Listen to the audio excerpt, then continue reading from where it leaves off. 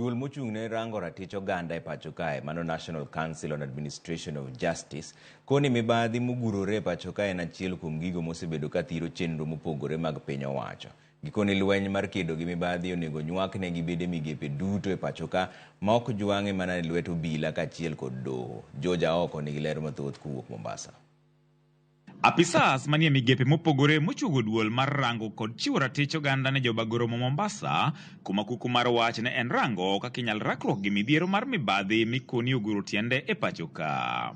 E romono mane oyuorie gi jatend migawo mar arita, ogai mar doho e pacho ka kaachiel kod apisas makedo gi weche mag mibadhi, ne onyiedhore ni mibadhi en achiel kuom gigo majiwo ruchruok mag arita, ka doho bende ne oyango ni pek nitiere kaluwore gi kwan buche ma kamago e doho. There is one item that frustrates the realization of this constitution is corruption.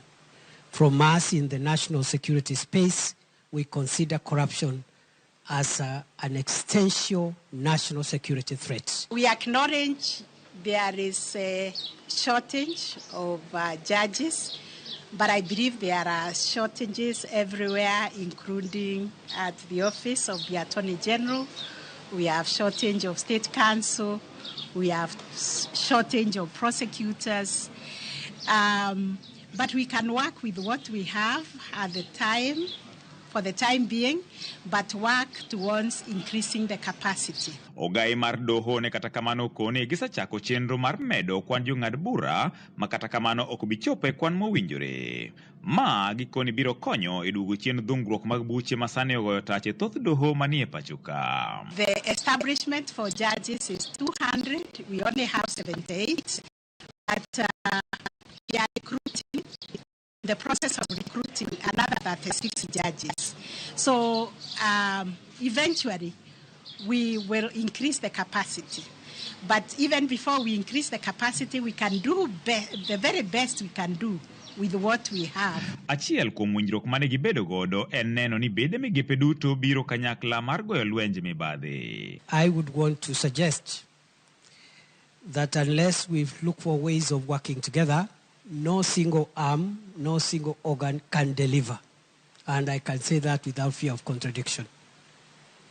Because the same constitution that has given you the massive powers you have has also donated some power to another arm of government, another agency. You need investigations which are properly done. You need prosecution which is properly done. And then also the court comes in to ensure that there is fair hearing, which is expeditious. That is why we are emphasizing on interagency collaboration, cooperation, and coordination. And also, we need the public to come out and watch. We need the public to come and give evidence when they are required. So it's a joint collaborative effort.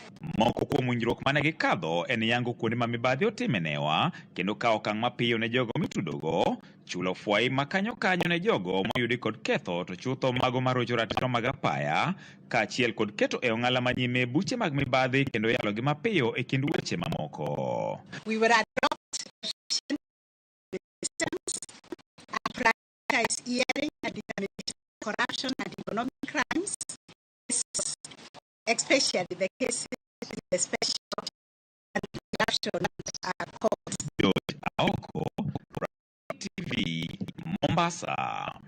Mane jatend migawo mar arita Eugene Wamalwa olando dwaro mare mar bedo jatend piny Kenya.